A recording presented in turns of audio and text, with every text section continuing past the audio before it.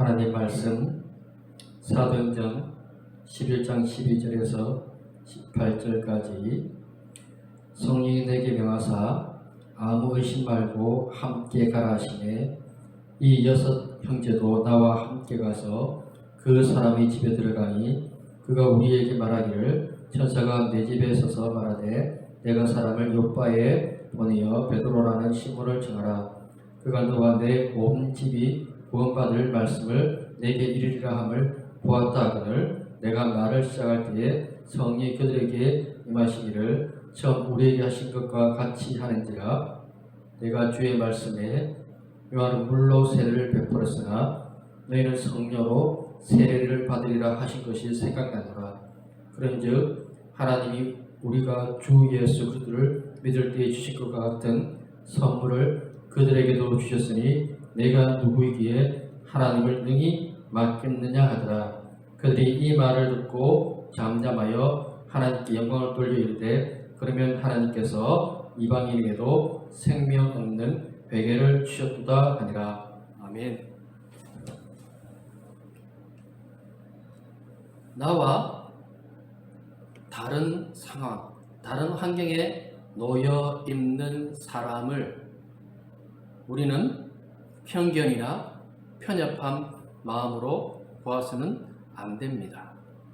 제가 얼마 전 버스에서 한 히잡을 쓴 여인을 보았습니다. 그녀는 이슬람 문화권에 있는 사람일 것입니다. 그녀의 그 히잡 쓴 그 모습이 안타깝긴 하지만 그것을 무조건 비방용으로 사용하는 것이 아니라 그럼에도 불구하고 그 문화 속에 있는 그 사람들을 이해하고 사랑하려고 하는 그런 마음을 가질 때 우리 안에 더 큰 은혜가 임하게 되어지는 것입니다.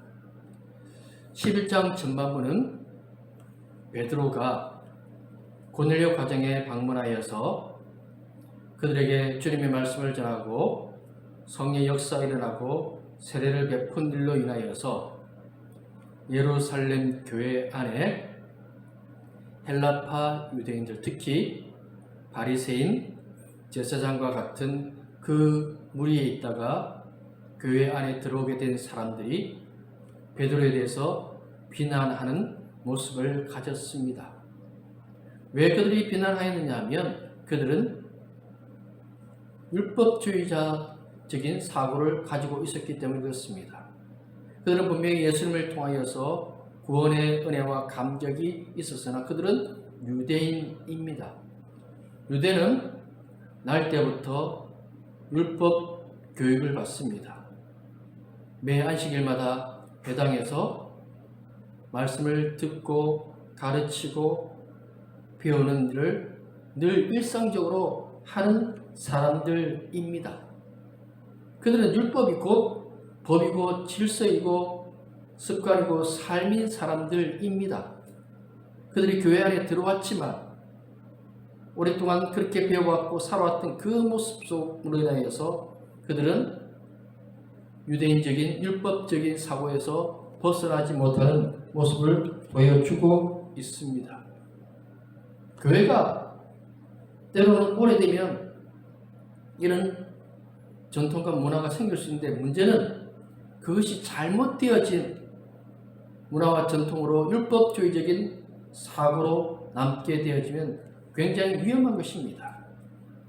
지금은 아무렇지 않지만 교회 안에 기타와 드럼과 현대 악기들이 들어와서 찬양이 많이 쓰여지고 있습니다. 그런데 예전에는 그렇지 못하였습니다. 어느 목사님이 젊을 때 기타를 연습하다가 장로님께 혼이 났습니다. 신성한 교회에서 기타 연습을 한다고요. 그게 교회의 모습이었습니다. 그것이 아무렇지 않은데 기타를 치든 드럼을 치든 북을 치든 장구를 치든 그 속에 주님의 은혜가 있고 주님의 사랑이 있으면 되는데 사람들은 거기에 목매고 관심 가지고 그것만이 전부라고 여기는 모습과 살았던 모습들이 우리들 안에도 너무나도 많이 있었던 것입니다. 하나님 말씀하시면 그 말씀에 따라 살면 되는데 아니요. 구약에도 하나님께서 요나에게 니느웨로 가서 나의 말을 전해라고 하니까 요나가 아니요. 적국 아수르의 수도 니느웨 못 갑니다. 하나님 말씀하셔도 못 갑니다. 자신이 허락을 안 해요. 하나님 말씀인데. 그래서 다시스로 가다가 풍랑을 만나고 재물이 되어서 바다에 던져졌다가 물고기 뱃속에 사흘 동안 있다가 다시 살아나서 니느웨로 가는 것이 요나 이야기입니다. 사람은 참 변하지 않습니다.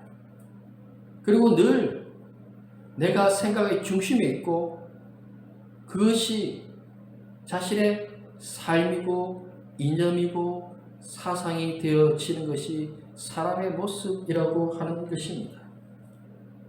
바울, 율법적인 사고를 가지고 있었습니다. 그런데 예수님의 이야기를 듣습니다.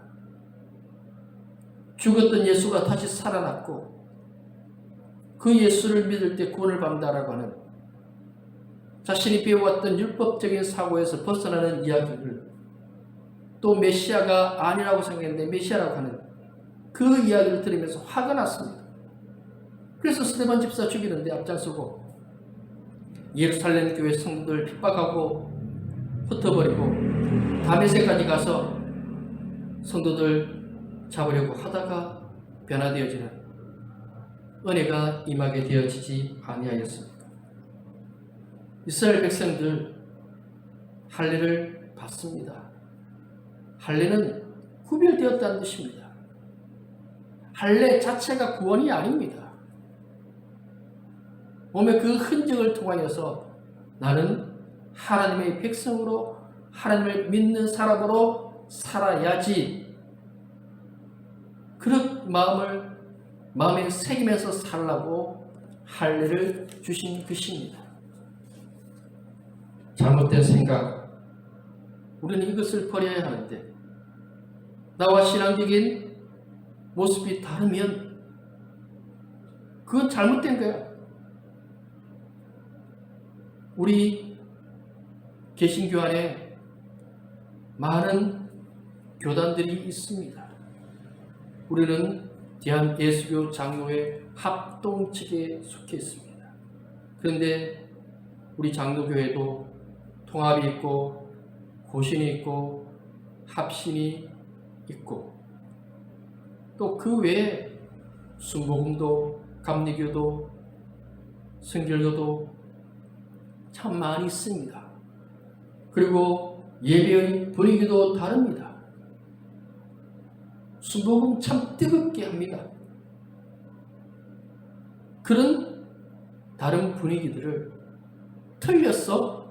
라고 이야기하면 굉장히 위험한 것입니다.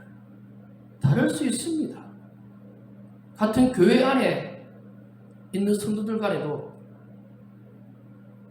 복음성을 좋아하는 분이 있고 찬송가를 좋아하는 분이 있습니다. 예전에 불렀던 그런 찬송가를 좋아하는 분이 있고 최근에 또 많은 젊은이들이 부르는 복음성을 좋아하는 분이 있습니다.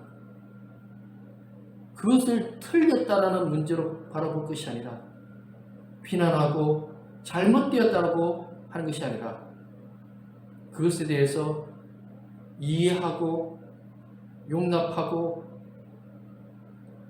그것이 무엇인지를 알려고 하는 그런 모습을 가지고 함께 신앙생활을 한다면 그 신앙은 더 깊어지고 더 은혜가 넘쳐나게 되어지는 것입니다. 나와 다르면 무조건 잘못되어진 것이 아니라 저렇게 신앙생활할 수도 있구나. 저런 모습을 가질 수도 있구나. 어떤 분은 뜨겁게 막 기도합니다. 또 한편에서는 소리도 내지 않고 조용히 기도합니다. 누가 잘된 것입니까? 잘못됐습니까? 다 잘된 겁니다. 예수님 안에서 뜨겁게 기도할 수도 있고 조용히 기도할 수도 있고 찬송가를 뜨겁게 부를 수도 있고 조용히 부를 수도 있고 그 모습들이 다르니까 왜 이렇게 하느냐? 왜 저렇게 하느냐? 그런 모습을 가지고 살아간다면, 그런 모습으로 우리가 신앙생활을 한다면 신앙생활은 굉장히 힘들어지고 비판하고 비난하고 서로에 대해서 성도들 안에서도 비교하는 모습을 가질 수가 있습니다. 그렇지 않습니다. 유대인들은 유대인이라는 그 사고에서 벗어나지 못하여서 이방인들을 비난하고 손가락질하고 심지어는 지옥의 불소식이라고 교육을 받았습니다. 그걸 깨야 한다라고 말씀하고 있는 것입니다. 그 사건이 고넬료 사건입니다. 베드로가 고넬료 가정에 가게 된 사건에 대해서 설명을 합니다. 베드로가 가고 싶어서 간 것이 아니라 주님이 가라고, 주님이 유대인들이 먹지 아니하는 짐승들을 보자기 가운데 내리셔서 잡아 먹으라고 3번이나 말씀하셨습니다. 그것을 보았고 주님이 인도하시는 대로 고넬료 가정에 가서 말씀을 전했더니 우리에게 선물로 주신 그 성령의 역사가 그들 가운데도 임했다라고 하였습니다. 고넬료 가정에 대한 방문은 인간 베드로가 가고 싶어서 간 것이 아니라 주님의 은혜, 성령의 역사라고 하는 것입니다. 빌립 집사가 광야로 나갑니다. 성령에 이끌려 광야로 나갔더니 예루살렘에서 고국으로 돌아가고 있던 에티오피아 내시를 만나게 되었습니다. 이사야서를 펼쳐놓고 이게 무슨 뜻인지 알지 못하였던 그 내시에게 그 성경을 시작으로 주의 말씀을 전하였고 세례받고 고국으로 돌아가는 기적의 역사가 일어나게 되었습니다. 성령의 역사, 이것이 얼마나 아름다운 것인지 모릅니다. 우리는 전통이 아니라 성령의 은혜와 성령의 능력을 구하는 성도로서의 삶을 살아야 합니다. 피아노가 저기 있고 강대상 모양이 이래야 하고 교회 의자가 꼭 장의자여야 하고 교회 화분이 꼭 이렇게 이곳에 있어야 하고 그런 것이 중요한 것이 아닙니다. 우리에게 중요한 것은 주님이 지금 우리에게 말씀하시는 것에 대해서 얼마나 신실하게 충실하게 듣고 따르고자 하는 마음을 가지고 있느냐는 것입니다. 중세 시대 전통 때문에 말아먹었습니다. 쇼 코넬리가 주인공이었던 장미의 이름으로라는 영화는 중세 시대가 얼마나 잘못되었는지 보여주고 있습니다. 한 수도원에 살인사건이 계속해서 일어납니다. 사람들이 자꾸 죽습니다. 혀와 손끝에 독성분이 묻어있는 사람들이 자꾸 죽습니다. 알고 봤더니 삐뚤어진 믿음을 가진 수도승이 성경책에 독약을 묻혀놔서 그것을 읽으면 죽게 만들었습니다. 실제로 중세시대는 몇몇 수도원에 그리고 추기경과 교황이 절대적인 권력을 가지고 있었습니다. 주님의 사랑, 주님의 은혜, 그것을 가르치는 것이 아니라 자신들에게 충성하라고, 주님이 누구인지 가르치는 것이 아니라, 주님이 그를 얼마나 사랑하는 것인지 가르치는 것이 아니라, 자신들의 권력을 위한 수단으로 사용했습니다.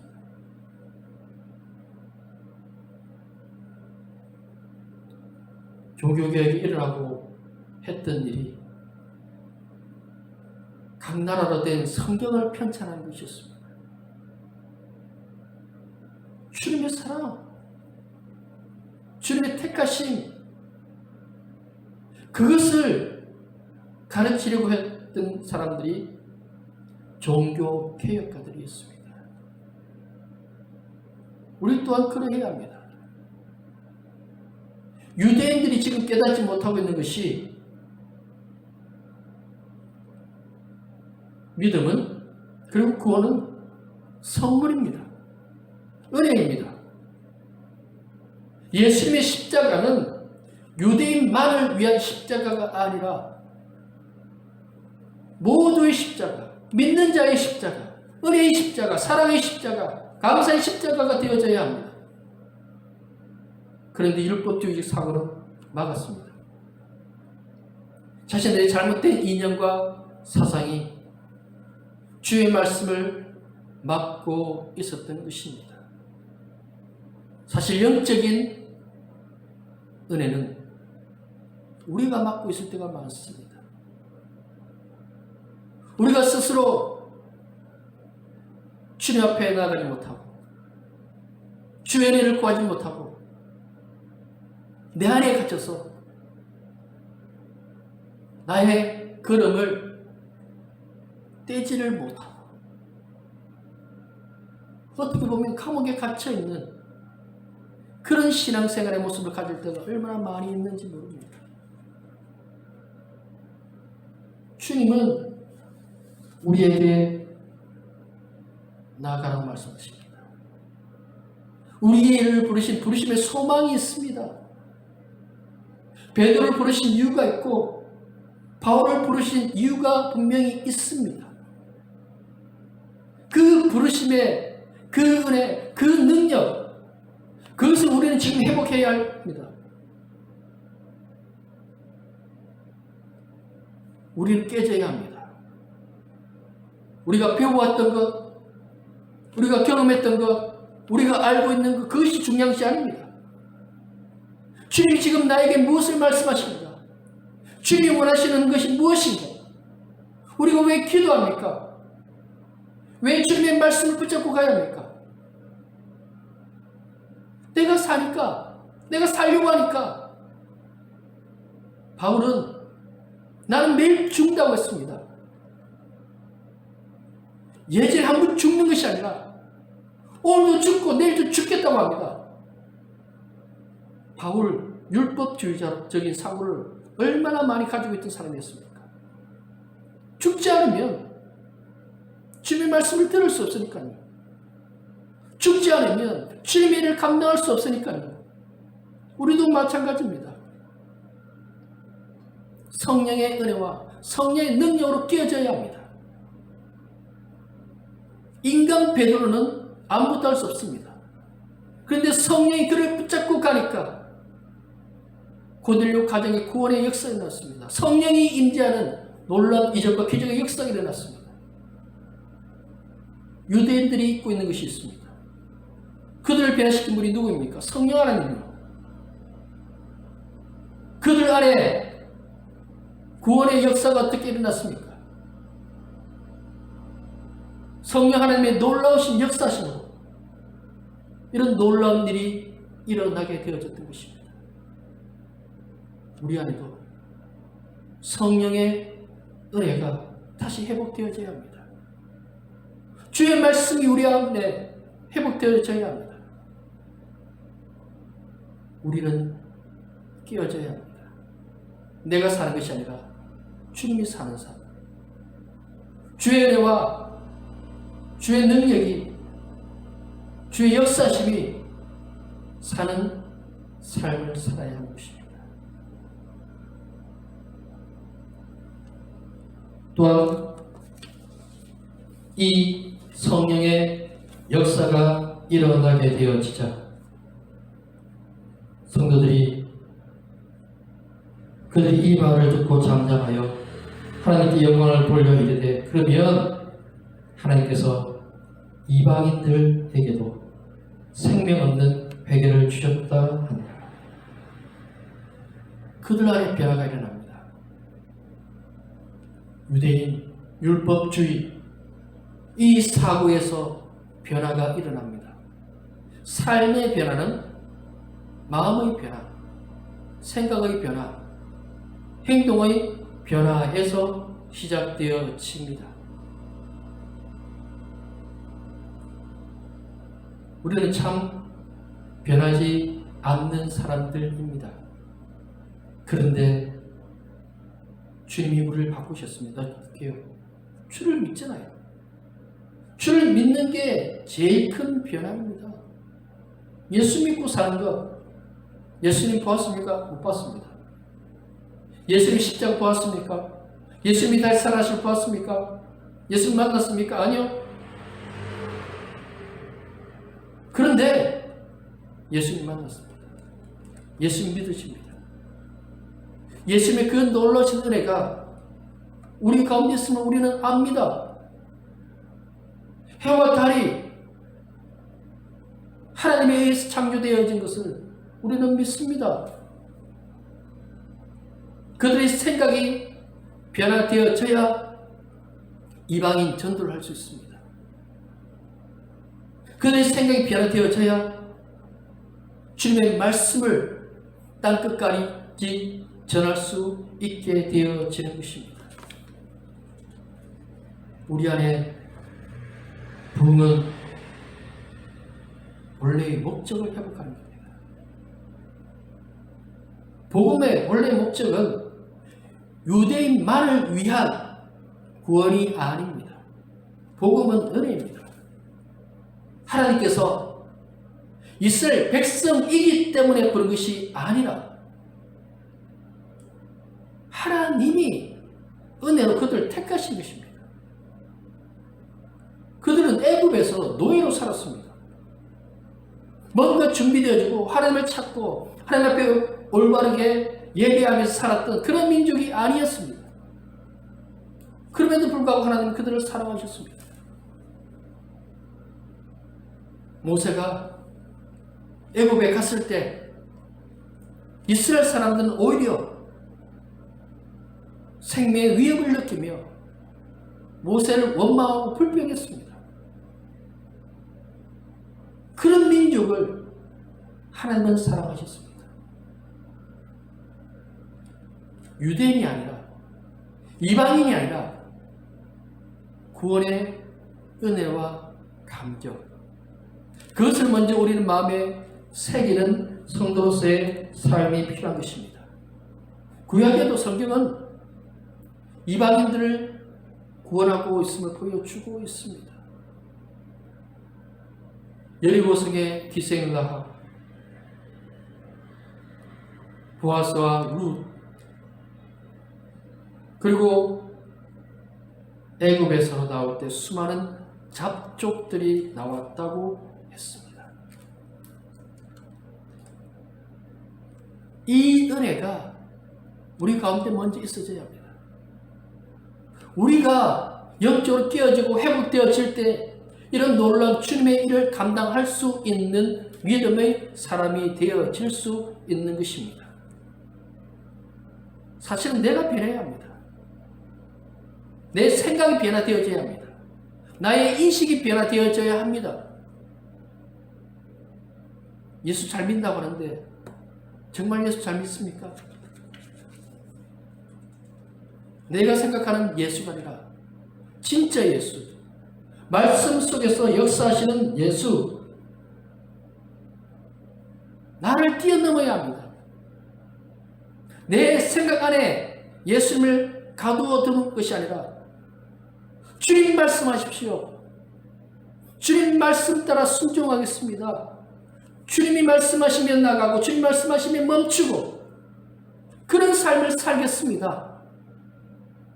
그런 고백이 우리 가운데 있어져야 합니다. 유대인들이 그 생각이 변화되어지고 안디옥 교회가 세워졌을 때 바나바를 파송합니다. 이방인들에게 교회가 세워졌는데 이방 지역에 유대인과 이방인들이 함께하는 교회가 세워졌는데 예루살렘 교회 성도들이 파송할 수 있습니까? 못합니다. 이방인에 대한 준비되어진 마음이 없으면 파송할 수가 없습니다. 그런데 파송했습니다. 그들의 마음이 깨어졌으니까. 그 깨어진 마음 속에서 바나바가 가고 바울을 부르고 수많은 사람들이 그 속에서 변화되어지고 그 교회가 이방인 전도의 전초 기지가 되어서 또한 수많은 사람들을 주께로 인도하는 그런 교회로 쓰임받게 되어지지 않습니까? 때로는 우리의 인생이 예루살렘 교회와 같을 때도 있습니다. 오랫동안 우리가 그렇게 살아왔으니까요. 그런데 이제는 변화되어야 합니다. 변화되면 주님의 놀라운 은혜를 경험하게 되어집니다. 오즈의 마법사에 주인공 도로시가 오즈의 마법사를 만나러 가는 길에 자신을 위협하는 사자를 만납니다. 그런데 사실 사자는 겁쟁이였습니다. 위협하다가도 자기가 스스로 놀라고 뒤로 물러서는 그런 사자였습니다. 사자는 용기가 필요하다며 도로시와 함께 길을 떠납니다. 그 큰 덩치의 사자가 자신이 얼마나 대단한 존재이고 어떤 일을 할 수 있는 사람인지 어떤 일을 할 수 있는 짐승인지 알았다면 그렇게 용기를 구하지 않았을 것입니다. 우리도 마찬가지입니다. 주님은 우리를 부르시고 우리를 통해 일하시고 우리를 통해 주님의 역사가 일어나기를 원하시는데 베드로를 작게 예루살렘 성도들을 작게 아니요. 우리 은혜 나는 교회 작은 교회 맞습니다. 그렇다고 우리의 마음이 작아야 됩니까? 우리의 생각이 작아야 됩니까? 우리의 믿음이 작아야 됩니까? 주님은 우리에게 놀라운 것을 보여주십니다. 바울이 대단한 사람이 아닙니다. 주님이 바울을 통해서 일하시니까 대단한 사람이 되어졌습니다. 율법주의고 누구보다 꽉 막힌 삶을 살 수밖에 없는 그 사람이 깨어지니까요. 우리도 마찬가지입니다. 우리가 깨어지고 진짜 예수 그리스도의 은혜와 능력을 깨달으면요. 진짜 큰 것이 진짜 놀라운 것이 우리를 통해서 일어나게 됩니다. 주님은 우리를 통해서 일하시기 원하시는데 우리가 막고 있지 않습니까? 우리가 잘하고 있지 않습니까? 우리가 주님의 말씀 가운데 쓰임받기를 원하십니까? 우리의 마음을 바꿔야 합니다. 우리의 생각을 바꿔야 합니다. 우리의 사고를 바꿔야 합니다. 그러면 주님의 놀라신 역사가 우리를 통하여서 나타나게 되어질 것입니다. 기도하겠습니다. 아버지 하나님 감사합니다. 우리 가운데 늘 함께 하시는 아버지 하나님,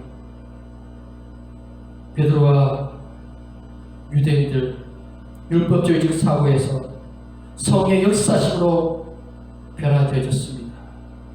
우리 또한 변화되기를 원합니다. 우리 속에 작은 마음, 편협한 마음, 제한되어진 마음이 아니라 주님의 말씀에 순종하며 주님의 뜻을 따르며 주님이 원하시는 삶이 무엇인지 깨닫고 주님의 일을 감당하며 주의 역사의 도로 쓰임받을 수 있는 믿음의 사람들이 되기를 원하오니 함께 하시고 도와주시옵소서. 예수님 이름으로 기도드립니다. 아멘.